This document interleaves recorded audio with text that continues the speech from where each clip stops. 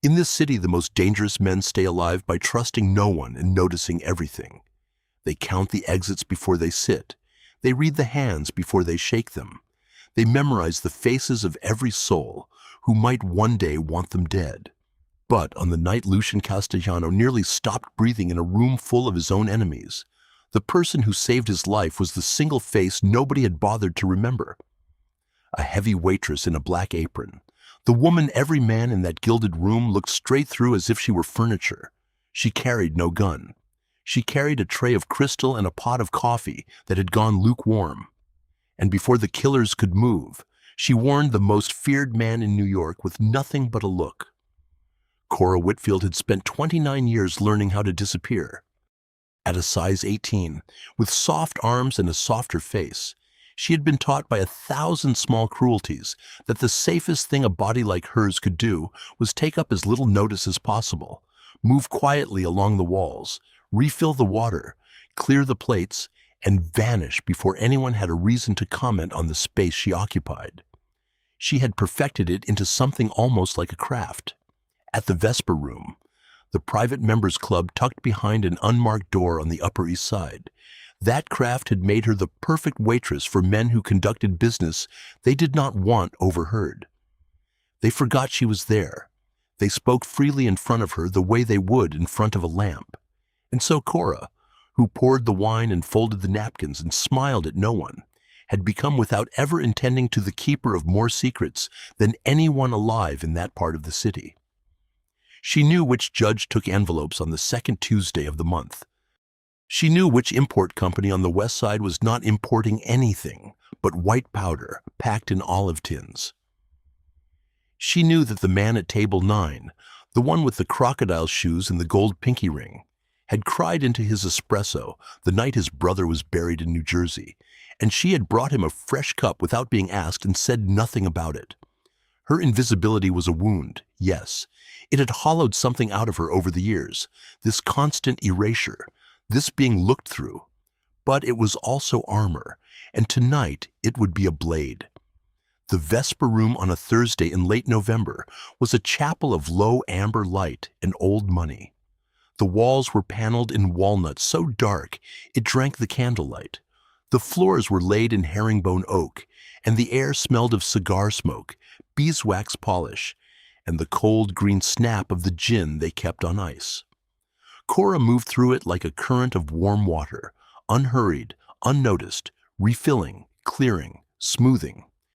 At the center table, beneath the single hanging fixture that threw a circle of gold onto the white linen, sat the reason the club's owners had emptied the back room of every other reservation. Lucian Castellano.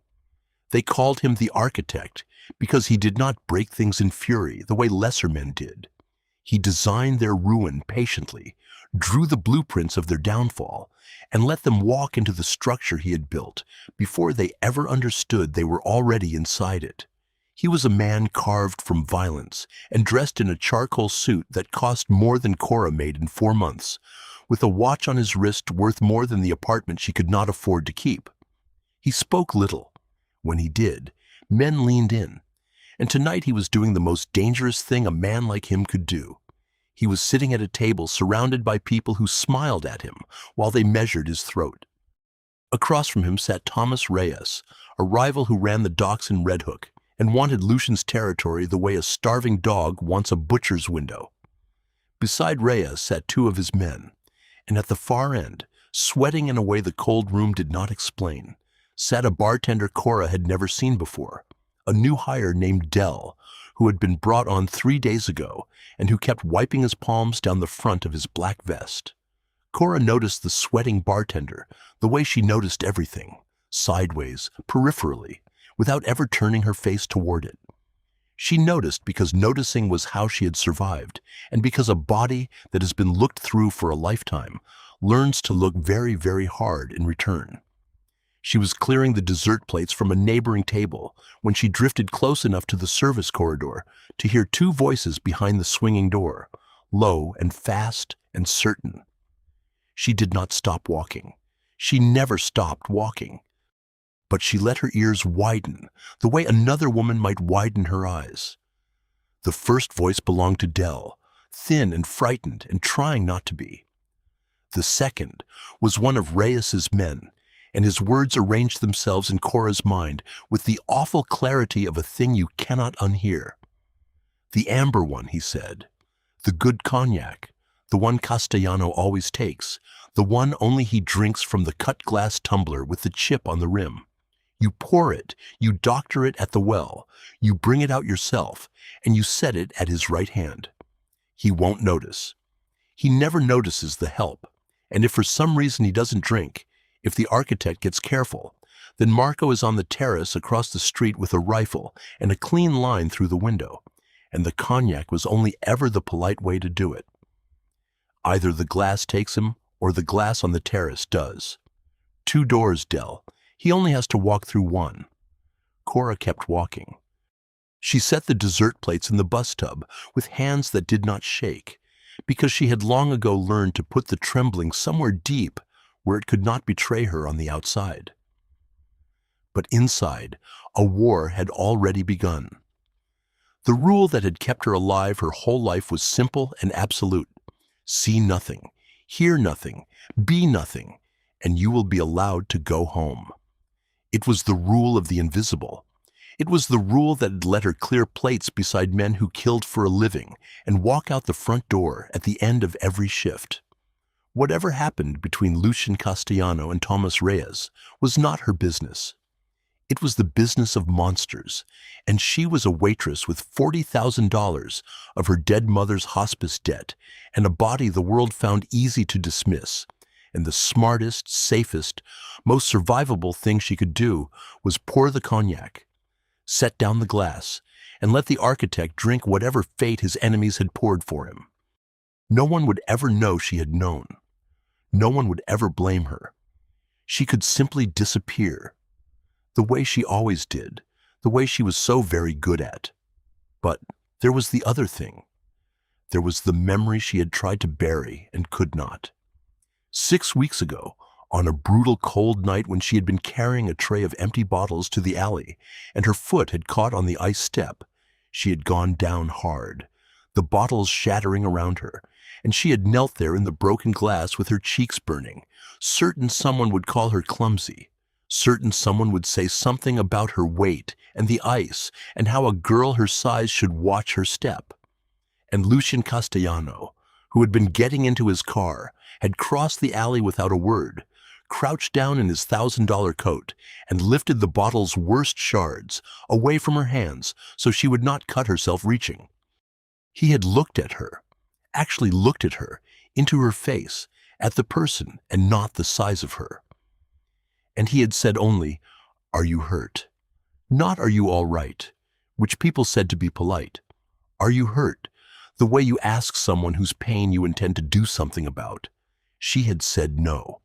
He had nodded once and gone. It had been nothing. It had been everything. In a lifetime of being looked through, it was the one time a powerful man had looked at her and seen a human being. And so Cora Whitfield made the most dangerous decision of her quiet life. She decided to be seen. The plan assembled itself in her mind the way a recipe does for someone who has cooked it 1,000 times, automatic and complete. She could not shout. A shout would get her killed and might not even stop it. She could not slip him a note. There was no path to his hand that Reyes's men would not watch. She could not knock the glass away when it arrived, because the rifle on the terrace would simply finish what the cognac began.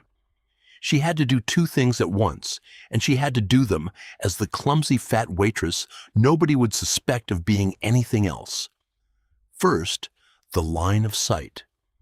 Cora drifted to the tall front windows under the pretense of adjusting the heavy drapes against the draft, and as she gathered the velvet in her arms, she let her gaze travel across the street to the dark terrace of the building opposite, and there, in the shadow between 2 planters, she saw the dull matte shape that did not belong.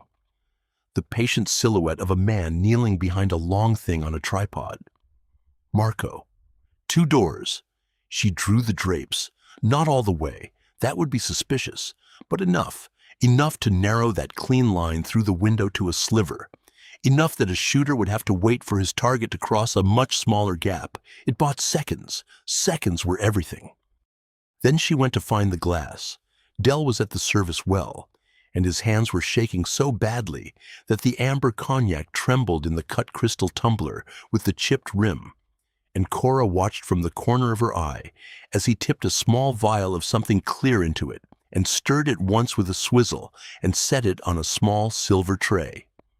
She moved before she could think herself out of it.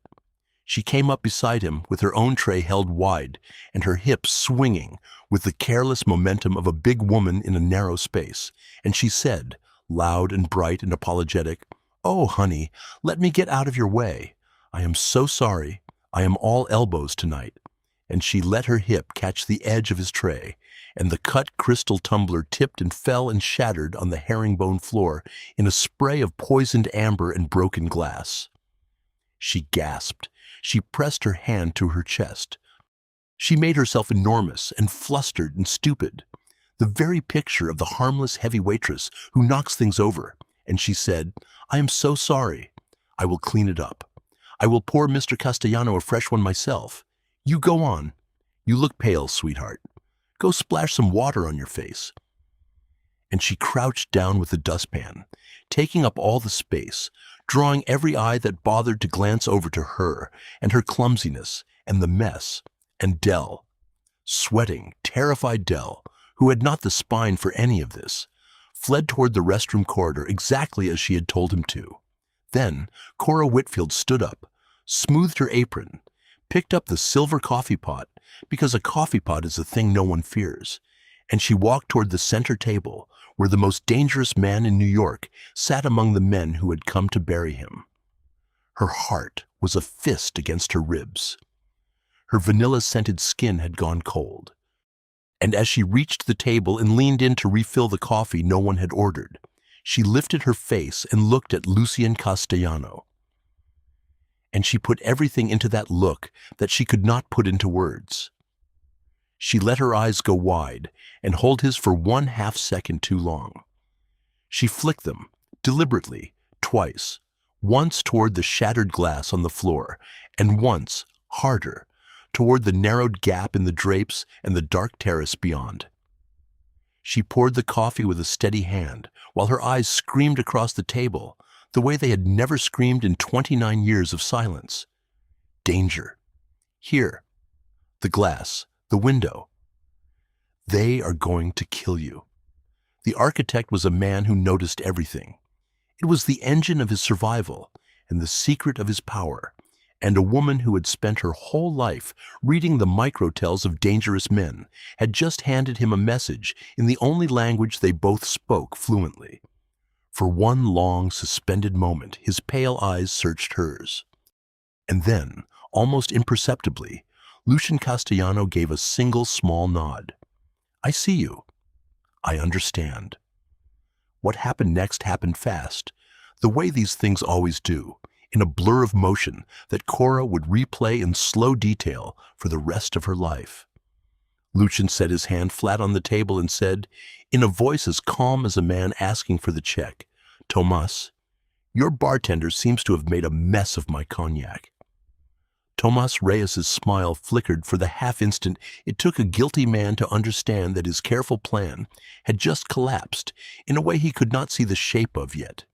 And that flicker was all the architect needed. Lucien's lieutenant, a stone slab of a man named Emil Renner, who had been standing against the wall doing his impression of a coat rack, moved without being told, and 2 of Lucien's other men rose from the bar where they had been pretending to be patrons. Cora was already backing away, the coffee pot still in her hand, retreating toward the kitchen, the way the invisible always retreat. She did not see the terrace shooter realize his window had closed.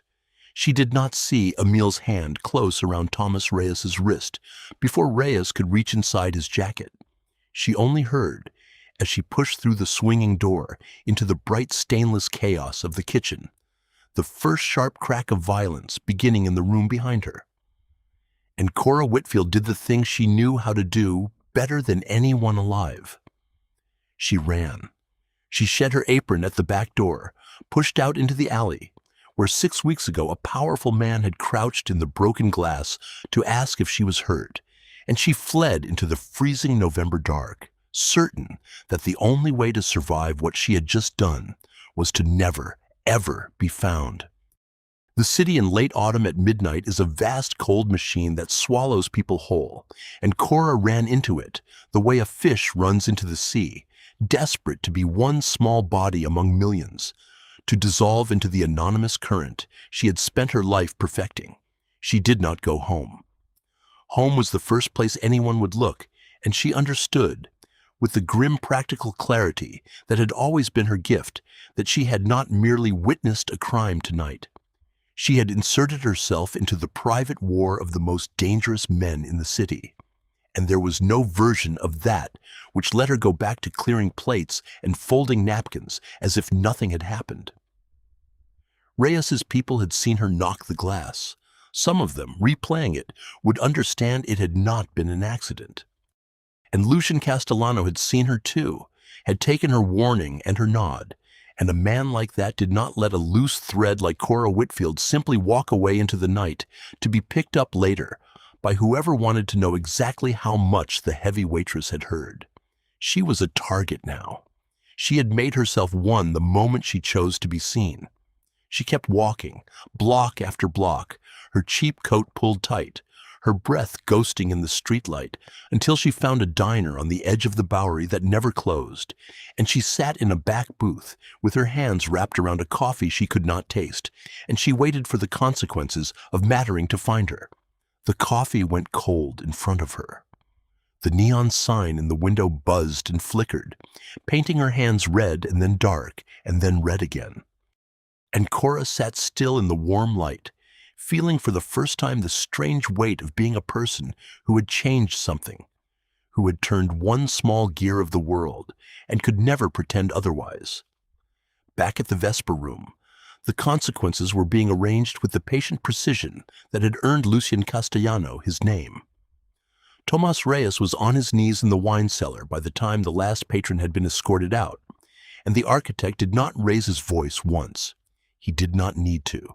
He simply asked questions in that low, even tone, and Emil Renner stood behind Reyes with the stillness of a man who had all night, and within 20 minutes, Lucian knew everything. The cognac, the vial, the new bartender named Dell who had been planted 3 days ago, and the shooter named Marco who had already abandoned the terrace and would be found by morning trying to leave the city through Newark. He knew the whole architecture of the thing that had been built to kill him. And there was one more detail that Emil offered, almost in passing, that turned the architect's calm into something colder and more final than anything Reyes had ever imagined a man could feel. Earlier in the evening, before the cognac, before the look, one of Reyes's men had muttered something to Reyes about the waitress as she had passed with her tray.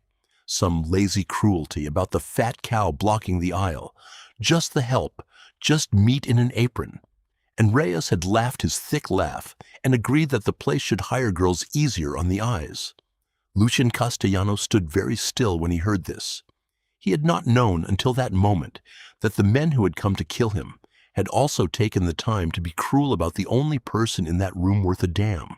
And somewhere in his chest, a door that had always been kept locked swung quietly open. The woman they had dismissed as furniture had just saved every life at that table, including their own worthless ones, and they had spat on her in the same breath. That, more than the poison, more than the rifle, was the thing Reyes would answer for. And he knew, with a certainty that settled in his chest like a stone dropped into still water, that he would be dead right now. Cold on the floor of his own favorite room, with poison in his veins or a bullet through his eye. If a waitress he had spoken to exactly once had not chosen to risk her life to warn him. Lucian Castellano had been saved many times by trained men with guns. He had never once been saved by someone who had nothing to gain and everything to lose, who had simply seen a wrong about to happen and stepped in front of it with a coffee pot and a look. He turned from the kneeling Reyes and said to Emil, 2 words, quiet and absolute. Find her. The woman who poured the coffee, the heavy one with the kind face. Bring her to me, and do not frighten her, or you will answer to me for it." It did not take Emil Renner long. The architect's reach into the city was total, and a woman who has spent her life being invisible has, paradoxically, 1,000 people who half remember her. The diner had a cousin who worked at the club, and by the time the sky over the East River was going the bruised gray of an early winter dawn, a long black car had pulled to the curb outside the all-night diner, and Emil had come in, ducking his enormous frame through the door, and crossed to her booth with his hands open and visible in the way of a man who has been told very specifically not to frighten someone. Cora looked up at him and felt the bottom drop out of her stomach, the old terror rising, the certainty that Mattering had finally come to collect its price. But Emil did not grab her. He sat down across from her, slowly, so the booth groaned, and he said in a low rumble, "Mr. Castellano would like to speak with you. He is not angry. He is the opposite of angry. Please." And Cora, who had spent her whole life choosing the safe invisible thing, looked at this mountain of a man and understood that there was no safe invisible thing left to choose, that she had crossed out of that life the moment she drew the drapes, and so she gathered her cheap coat around herself and stood and walked out to the car with the strange light feeling of a person who has finally stopped running. The car carried her not to some grim warehouse, but to a penthouse high above Tribeca, all glass and steel, and the whole glittering city laid out below like a circuit board. And Lucian Castellano was waiting for her there, in a room where a fire burned in a low stone hearth, and the dawn was coming up pink over the Hudson. He did not sit behind a desk to make her feel small. He stood when she entered, the way a man stands for someone who matters, and for a moment, the most feared man in New York simply looked at the heavy waitress in her cheap coat with an expression she had never in her life seen aimed at her. Something close to wonder. "You drew the drapes," he said at last, quietly, "before any of it. You narrowed the line for the man on the terrace, and then you broke the glass, and then you came and told me with your eyes, because you knew you could not tell me any other way." He took a step toward her. "I have spent my whole life among people paid to protect me, and not one of them saw what was in that room tonight. You saw all of it. You saw it, and you chose to act, knowing exactly what it would cost you." Cora's throat was tight, and the old shame rose in her automatically, the lifelong reflex to make herself small, and she heard herself say, "I am only a waitress. I noticed. I notice things. People do not look at me, so I look at them. It is nothing." And Lucian Castellano crossed the last of the distance between them and said, in a voice gone low and fierce, "It is not nothing. It is the most extraordinary thing I have ever seen. You are not only a waitress, you are the most dangerous person in any room you walk into, and not one of those fools will ever understand it. And that is precisely your power. You read the architecture of a killing faster than men I have trained for a decade. Do you understand what you are?" He reached up slowly and tucked a strand of hair behind her ear, and the gesture was so unexpectedly gentle that her eyes stung. "You smell of vanilla," he said, almost to himself. "I noticed it 6 weeks ago in that alley. I have not forgotten it since." She told him then, because there was no reason left not to, the whole of it. The $40,000 of her mother's hospice debt that she had been paying down in painful increments, the years of being looked through, the rule of the invisible that had kept her alive, and the one memory of him crouching in the broken glass to ask if she was hurt that had been the thing, when the moment came, that had made her unable to let him die. "I could have just poured the cognac," she whispered. "No one would ever have known. It would have been the safe thing." And Lucian took both her soft hands in his scarred ones and said, "But you are not the safe thing. You are the brave thing. You are the brilliant thing." And then his voice dropped into something that was both a vow and a verdict. The claim line that men in his world understood meant more than any contract. From this moment, you are under my protection. Reyes is finished. He will not see another spring, and neither will any man who knows your face from tonight. The debt is gone, paid in full before noon, erased as if it never existed. You will never clear another plate, or fold another napkin, or make yourself small in a corner again. I protect what is mine, Mia Cara, and you, the woman who saw what no one else could see and stepped in front of death for a man who had given her nothing but one kind word. You are the most precious thing this city has ever tried and failed to overlook. I am going to build a fortress around you, and inside it, you are going to learn, finally, exactly how much space you were always meant to take up. And there is something else, he added, his voice quieter still, because I would not insult you by offering only safety. You see things no one else can see. You read a room the way I read a contract, and there is not a man in my organization who would have caught what you caught tonight. I do not want to keep you behind glass like a painting. I want you beside me, where that mind of yours can do what it was built to do. The men who run this city have spent their whole lives looking through you, Mia Cara, and they are about to learn that the most dangerous person at the table was the one pouring their coffee the entire time.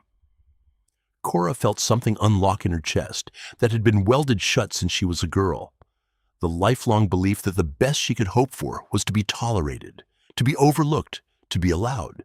He was not allowing her anything. He was handing her a throne. Cora Whitfield looked at her reflection in the dark glass of the penthouse window, the whole golden city behind her face, and for the first time in 29 years, she did not see a heavy woman who should make herself smaller. She saw a woman who had stared down 4 killers with a coffee pot and won. A woman the architect of the most dangerous empire in New York looked at like she was the answer to a question he had been asking his whole life. The shame she had carried like a second body for as long as she could remember simply set itself down, somewhere in that room, and did not pick itself back up. When Lucian Castellano lifted her chin and kissed her, slow and certain and reverent, it was not the kiss of a powerful man condescending to a waitress.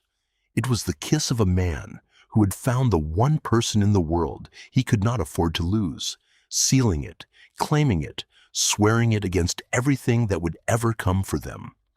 Outside, the sun broke gold over the river, and the woman the underworld had looked straight through for her entire life stepped into the center of it at last, no longer invisible, no longer too much, finally and forever exactly enough. And oh, I hope you loved every second of that as much as I loved telling it to you, because honestly, this might be one of my favorite stories we have ever followed together. The quiet ones, the underestimated ones, the ones the world looks straight through, turning out to be the most powerful people in the whole room. If Cora's story gave you chills, do me a favor and smash that like button so more people get to meet her. Share this with someone who needs to remember that being underestimated is a superpower. And subscribe and tap that notification bell so you never miss the next one. Because trust me, the next story is even bigger. And before you go, tell me down in the comments, if you had been the waitress in that room and you knew warning him could cost you everything, would you have stayed invisible and stayed safe? Or would you have done exactly what Cora did and chosen to be seen? Let me know, and I will see you in the next one.